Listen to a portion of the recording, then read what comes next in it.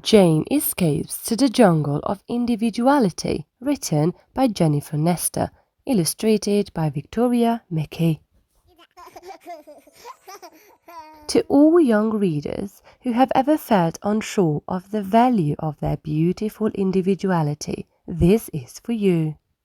Jane saw the brightness of the sun peek through her bedroom window, and a tall woman with red hair, freckles, and a wide smile standing in the doorway. Her mom shouted with excitement, "It's time to get up, Buttercup." Jane always laughed off this nickname while getting ready to eat breakfast and leave for school. Hearing music playing in the kitchen, she got sidetracked, dancing to the sounds of the day's pop hits, but quickly grabbed her big red glasses and brushed the tangles out of her curly brown hair, grabbing a clean powder blue shirt and plaid skirt out of a closet. She got dressed. Jane wasn't naturally shy, but in a way that made her highly curious. She wanted to explore the world and ask lots of questions.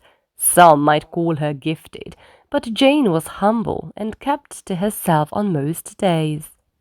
"Mom, do I have to go to school today?" she asked. "Sometimes it seems like I don't fit in, and it makes me sad." Jane's mom sighed and paused before responding, making sure she chose every word carefully. "Honey, I know it can be hard sometimes, but you're strong, and what makes you different makes you beautiful. It's called individuality. Don't ever let anyone make you feel less than that," she said. Jane looked at her mom and gave her a big hug. "Thanks, Mom," she said. Getting on the school bus, Jane struggled to find a seat. Eric, a kid in her class, took the last open seat in front of her and laughed in her face. "You snooze, you lose," he said. Jane sighed and went to sit back up front near the bus driver. Sitting down, she closed her eyes and started daydreaming. It wasn't long before Jane found herself deep within a jungle.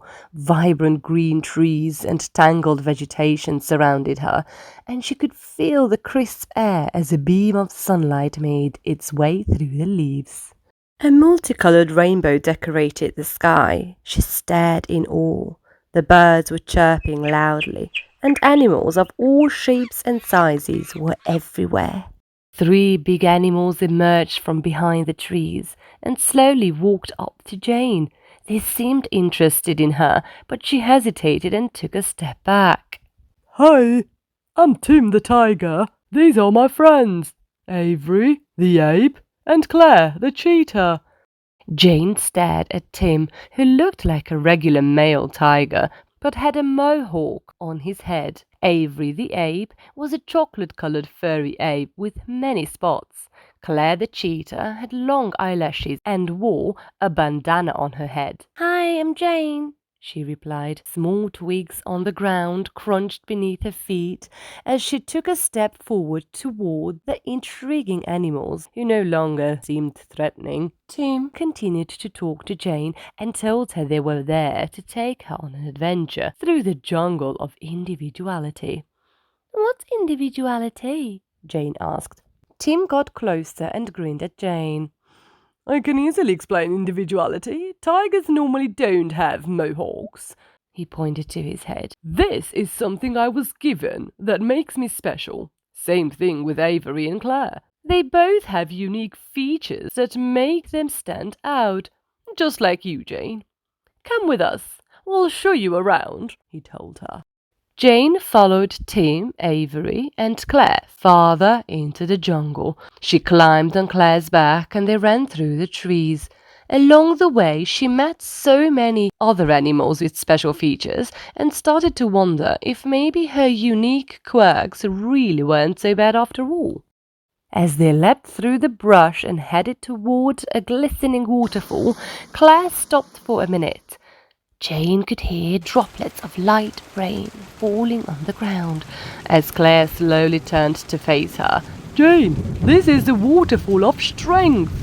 It's where all animals in the jungle of individuality swim. Legend says doing so helps to calm worries and gives confidence to those who can't see their own strength when everyday life gets tough. Life is certainly hard sometimes, even for strong animals like us.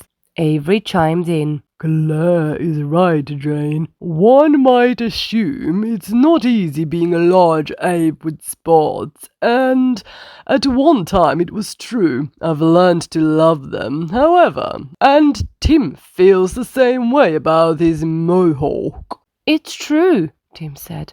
Why don't you take a swim in the waterfall of strength? It will help calm your mind and shift your mentality. Sometimes people distracted by their own problems can act grumpy toward us. But always remember, this is not about you. It's about them. Jane slowly walked toward the waterfall and smiled at her new friends.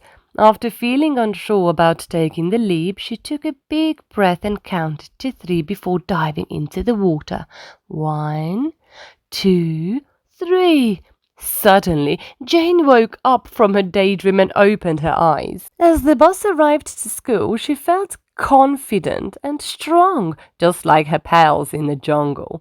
Sitting down at her favorite desk in the front of her English class, Jane quickly adjusted her glasses and was once again eager and excited to learn something new. She climbed back onto the bus at the end of the school day, selected her own seat and smiled at Eric, the kid who'd made fun of her earlier. Her mom, waiting for her with open arms at the front door, gave her a big squeeze.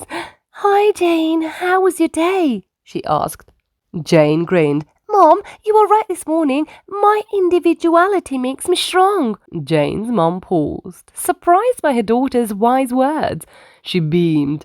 "I am so proud of you, Buttercup." I hope you enjoyed this book and you learned something new. Don't forget, you are special. Be good for Mommy and Daddy. Subscribe and like.